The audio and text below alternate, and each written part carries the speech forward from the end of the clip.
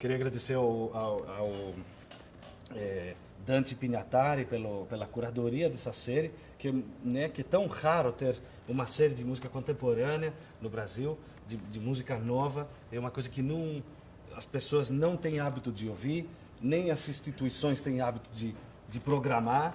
Parece que não faz parte do nosso gosto globalizado, então, de hoje e dessa coisa comercial toda que tá em torno da gente, que está corrompendo tudo e corroendo tudo aos poucos.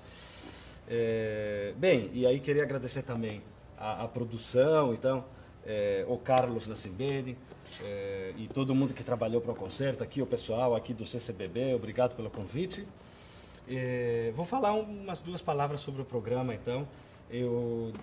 Depois do convite do Dante, decidi montar um programa, assim como ele falou, bem contemporâneo, com compositores vivos mesmo, e não aqueles compositores, sei lá, Stravinsky.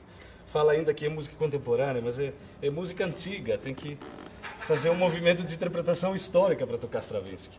Faz 100 anos já, é outro século e tal. Bem,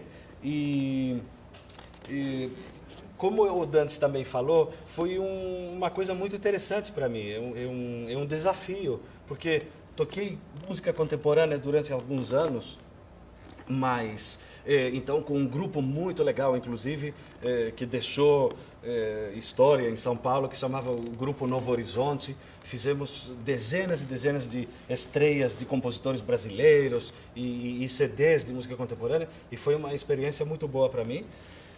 Mas depois eu comecei a me dedicar assim, seriamente na música antiga, então, e nos instrumentos de época, e também eu toco muita música popular, toco jazz, essas coisas, é muita coisa para se estudar. E aí esse convite foi muito legal do Dante para eu reatar um pouquinho com essa história da música contemporânea.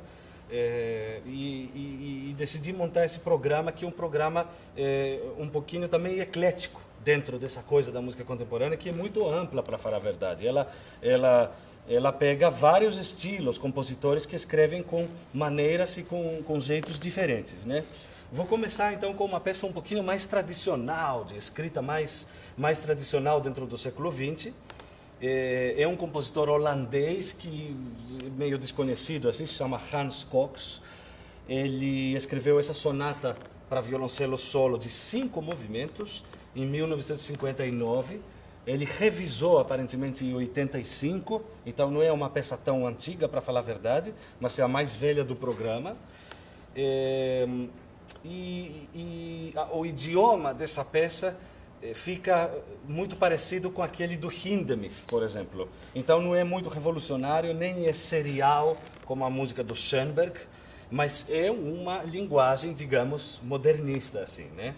É uma peça interessante, então, que usa a região inteira do violoncelo, vai do agudo para o grave e tudo isso. Depois eu vou continuar falando do resto das peças. Obrigado.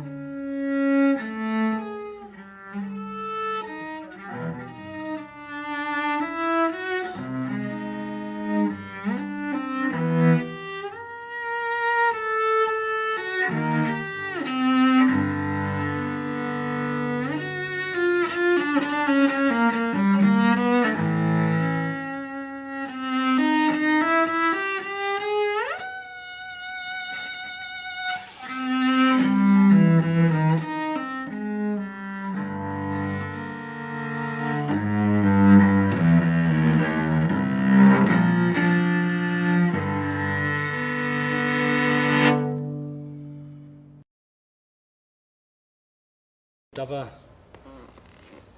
pensando aqui, às vezes é interessante fazer umas comparações. Imagino que todos vocês que estão aqui porque gostam de música contemporânea, mas é tão raro um público que ouve esse tipo de música, que às vezes é interessante falar umas coisas assim, para despertar o interesse, né?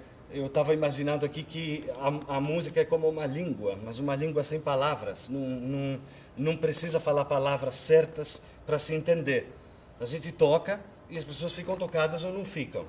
Às vezes essas músicas parecem muito cerebrais. Nossa, mas o que é isso? Não tem melodia, não dá para cantar, não dá para... né? Mas é que nem você ouvir um poeta chinês falar um poema lindo em chinês. Você não entende chinês, não entende nada, mas pode pegar alguma coisa da emoção. Então, para mim, é a mesma coisa, né? A música é uma coisa... Você tem que ver o lado emocional, não o lado cerebral. O lado cerebral é para o cara que toca e aquele, talvez, que escreve. E espero para ele que escreva que não seja só cerebral, porque senão não vale a pena. Tem o coração que tem que... né? Bem, então vou continuar aqui com o próximo compositor, que se chama Henri Pousseur, um compositor belga, muito interessante. É um daqueles compositores que escreveram em vários estilos, visitaram várias linguagens do século XX. Então, ele usou o serialismo, né, o serialismo radical, que é uma continuação daquilo que o Schoenberg começou no começo do século XX. Mas ele também fez música eletrônica e fez música concreta. Enfim, é um cara muito inquieto. Teve um momento que ele escreveu uma ópera que virou muito famosa. Ele teve muito sucesso com essa ópera lá na Europa, que chamava em cima do mito do Fausto. E a partir desse sucesso da ópera, ele montou várias peças em cima dessa ideia do Fausto. Uma delas é essa peça que eu vou tocar agora, que então se chama... tem como subtítulo Echo de votre Faust, Eco do vosso Fausto, então. Mas o título principal da peça é La ligne de toit, que em francês significa a linha dos telhados. Então é uma coisa interessante porque tem quase uma brincadeira assim gráfica que, claro, importa mais ao intérprete porque vocês não vê a partitura do que ao ouvinte, mas acho que também a música tem alguma coisa assim gráfica que lembra dos telhados das casas e dessa linha que eles podem formar. Ele decidiu escrever essa peça em 2 sistemas, quer dizer, em 2 pentagramas, onde se escreve as notas.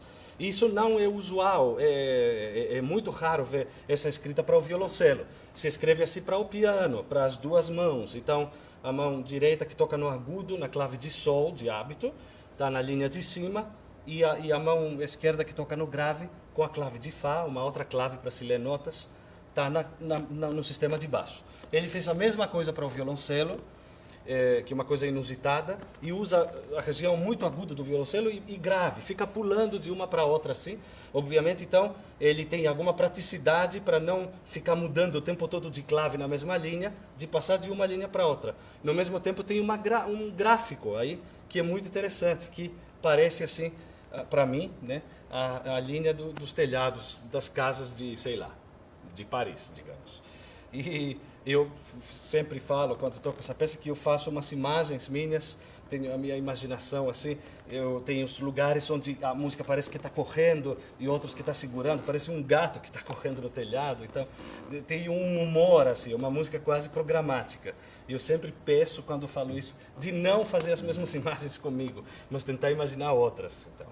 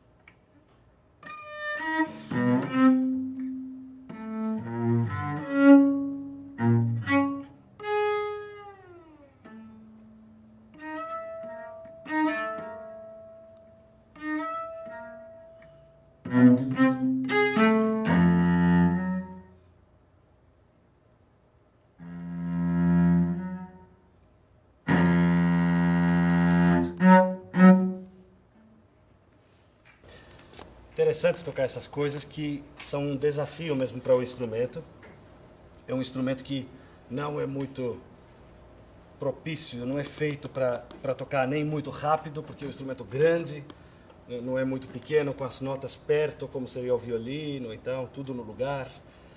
E não tem trastes, né? Então a gente não vê onde coloca a mão. É um mistério. Depois de 28 anos que eu estou tocando, é ainda um mistério, viu? Às vezes acerta, às vezes não acerta. Essa coisa heróica é para outros. Bem, muito legal. Então, vou continuar agora com uma outra peça que é bem diferente de idioma das dióceses do nosso programa. Mas eu achei que é meu dever apresentar essa peça para vocês aqui no Brasil, como acho que é um dever do intérprete moderno, por menos especializado que ele seja, tocar só música contemporânea, ainda no Brasil é uma coisa muito difícil, ninguém sobreviveria, mas é um dever do intérprete contemporâneo tocar música contemporânea. Os compositores que nunca são tocados, ou muito raramente, que escrevem música e que nunca ouvem. É um drama para esse pessoal todo, e acho que os intérpretes deveriam se dedicar mais a esse tipo de música, e talvez sem toda a etiqueta da música erudita e tal, com a cravata e o terno e essa distância do público, que já que a música é difícil, não vamos fazer as coisas mais difíceis, né?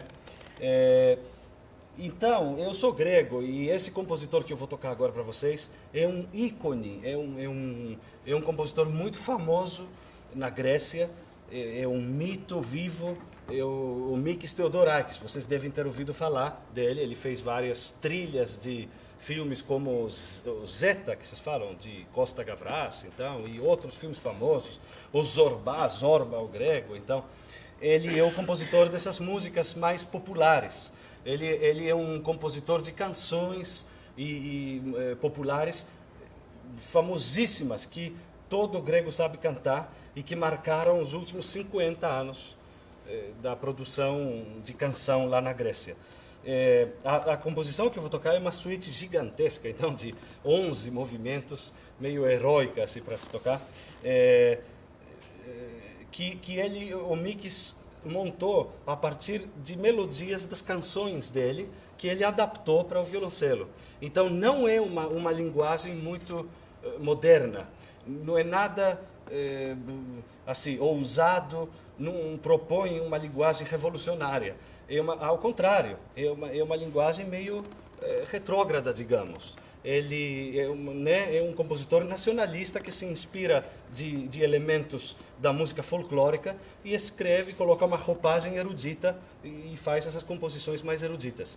Tudo isso não é uma crítica ao Mikis, porque eu estou tocando hoje para vocês, mas não é também a música que eu prefiro tocar, de estilo. Só que ele é um compositor grego, primeiro, que nunca vai ser ouvido aqui no Brasil. Segundo, eu tenho uma admiração para a postura do Mikis dentro da nossa, de novo, sociedade massificada e globalizada. Mikis Theodorakis, que hoje tem 80 e tantos anos de idade, foi um cara que participou da resistência, por exemplo, na Segunda Guerra Mundial. Como eu falei, eu estou repetindo as mesmas coisas, espero que não tenha as pessoas que vieram aqui meio-dia e meia falando as mesmas coisas. Bem, mas é uma pessoa que fez resistência não intelectual, não assim, olha que legal, eu sou um compositor famoso que fica criticando de longe. Não, ele foi no campo de batalha, ele batalhou com armas contra os alemães, ele foi na prisão, na ditadura militar grega, foi torturado, foi exilado, né? Teve uma postura muito forte, muito radical e então política, que marcou a história da Grécia moderna dos últimos 50 anos. Ele é um cara assim muito batalhador, muito e sempre contra essa coisa assim da sociedade capitalista eu acho muito interessante hoje em dia ter uma postura assim, respeito e apoio. Então, é isso. E eu tive a sorte de conhecer ele. Trabalhamos um pouquinho, pensamos um pouquinho junto na montagem dessa suíte. Eu fiz a primeira mundial dessa suíte de 11 movimentos para violoncelo solo, na ocasião dos 80 anos dele, lá em Atenas, então, na Grécia. E desde então tento tocar ela um pouquinho para apresentar e mostrar a música dele. A peça chama-se de Choros Assíquicos.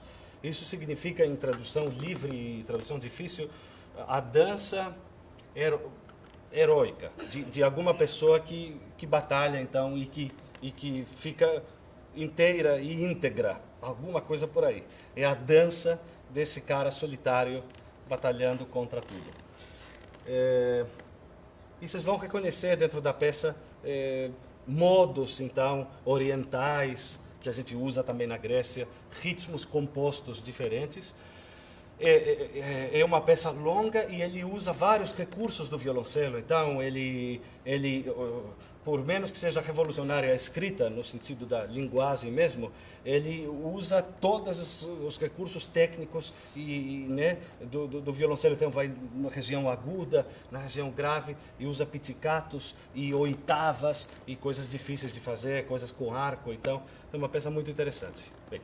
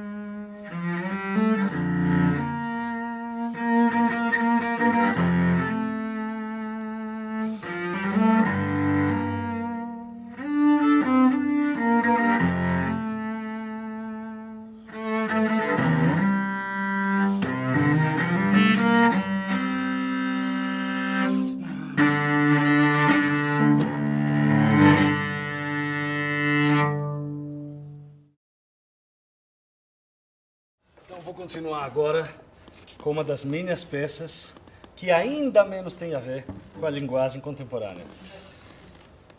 É um programa eclético, né? Então, eu não sou compositor, eu escrevi algumas peças durante a minha estadia em Paris. Eu morei em Paris uns 15 anos atrás e sempre tocava jazz e música popular. Então, eu tenho alguns temas com harmonia, onde pode se improvisar, então não são composições que nem essas que vocês ouviram agora, com tudo escrito.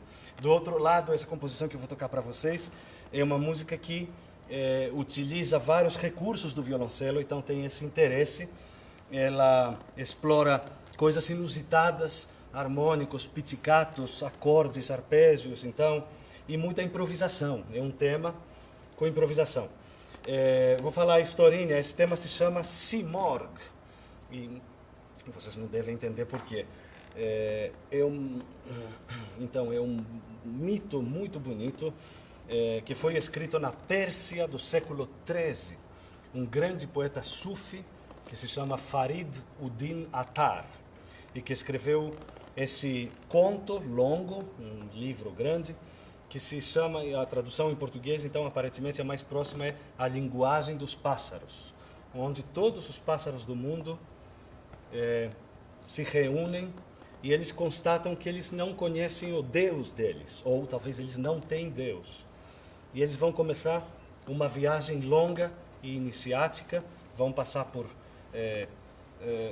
vários estágios, então, 7 estágios diferentes do amor, da procura, e o último é da morte. E quando eles vão chegar finalmente, só 30 pássaros, porque todo o resto morreu, eles vão descobrir que o Deus deles, que se chama Simorg, naquela língua significa exatamente 30 pássaros. É um conto muito bonito, e naquela época em Paris eu trabalhava com um contador de histórias maravilhoso, que vem do deserto marroquino, um tuareg. E então montamos junto esse espetáculo e eu fiz a música para esse espetáculo. E uma das peças era esse Simorg, que ficou comigo esses 15 anos. Fiquei tocando ele em várias situações, com grupos de música popular, solo. Então é uma peça que eu gosto muito de tocar e que incluí nesse programa pelo interesse que tem da utilização do violoncelo. Ele usa um modo também, então vem bem depois do Mikis Theodorakis. É uma música modal, só com 2 acordes, e ele usa um ritmo interessante que a gente tem lá nos Balcãs e na música grega e também na música oriental, que é um 11/8.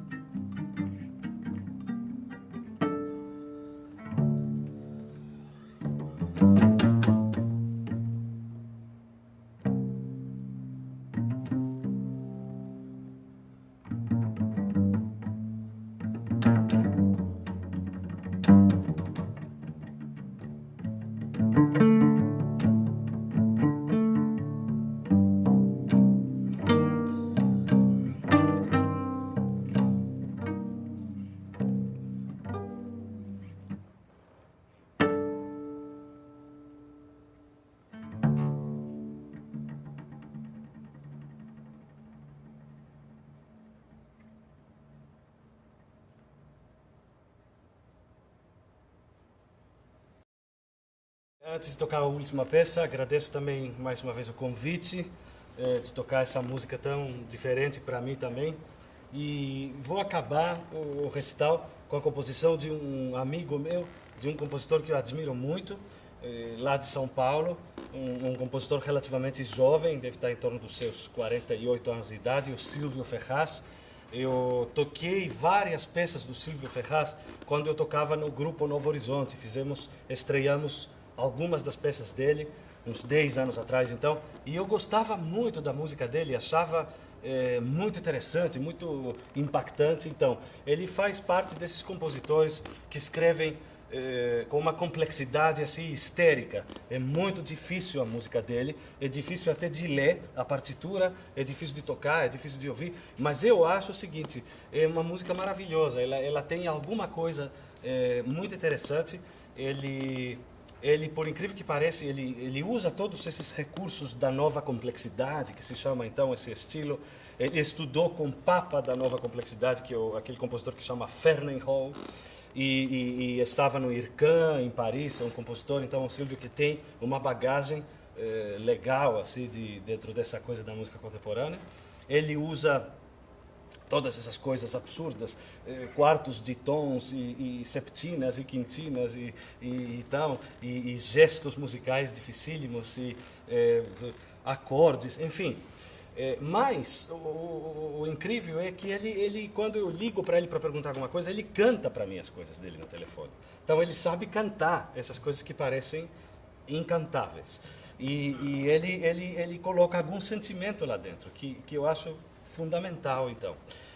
Uns anos atrás, lá acho que em 98, não me lembro mais, 99, eu pedi para ele escrever uma peça para mim, e ele escreveu uma peça linda que chama Luna, Mulher e Toro, uma peça para violoncelo solo, que eu estreiei, eu fiz a primeira mundial dessa peça lá em Paris, na França, num festival de violoncelo, em 99, e uma peça muito complexa, mais uma vez. Ele pediu naquela peça 2 scordaturas, então desafinar 2 das 4 cordas do violoncelo, uma oitava abaixo. Isso destabiliza totalmente o instrumento, fica totalmente... Então, você precisa de 2 instrumentos para fazer um recital, senão você passa metade do recital afinando e desafinando o violoncelo. Isso não era possível aqui no Rio de Janeiro, eu chegar com 2 violoncelos. Né? Então, pensei em pedir para ele uma nova peça que ele escreveu, não para mim, mas uma peça para violoncelo solo. Ele me enviou imediatamente. É uma peça lindíssima, nesse idioma dele, que chama, eu achei muito engraçado no programa, tá? Lamento quase tudo. Parece que o Silvio está lamentando quase tudo da vida dele. O título da peça é Lamento Quase Mudo. Né? Vou ligar para ele para contar esse lamento quase tudo. Vai mudar de estilo, vai começar a escrever como Mikis Theodorakis. Então. E é uma peça muito bonita. Eu acho que ele, os últimos anos, bem, eu acredito que eu influenciei um pouquinho também ele, porque somos amigos dentro dessa questão aí ele vem na minha casa, e naquela época lá nos anos 90, então no fim dos anos 90, frequentava a minha casa, e ele ficou deslumbrado com as gravações que eu tinha de música antiga, com instrumentos de época e com esse jeito muito vivo de se tocar a música antiga hoje em dia. E ficou encantado, então voltou em casa, escreveu uma série de peças inspiradas nessas coisas que ele ficava ouvindo naquela época, Vivaldi então e tudo. E essa peça aqui faz parte dessa coisa. Ele tem uma série de elementos barrocos dentro dessa peça tão moderna. Então, por exemplo, cheio de apodiaturas e de gestos musicais livres assim, de tempo, de alguns corais com várias vozes então para o violoncelo, e até uns efeitos onde explicitamente ele escreve na partitura: eu queria que isso soe como uma tempestade que a gente ouve nas músicas de Vivaldi, né? Então vocês vão reconhecer umas notas duplas rápidas que parecem aquelas coisas das 4 estações, etc. Então é uma peça bonita que vai muito bem comigo, porque eu toco música barroca. E então é isso. Obrigado mais uma vez. Boa tarde, boa noite e bom final de semana.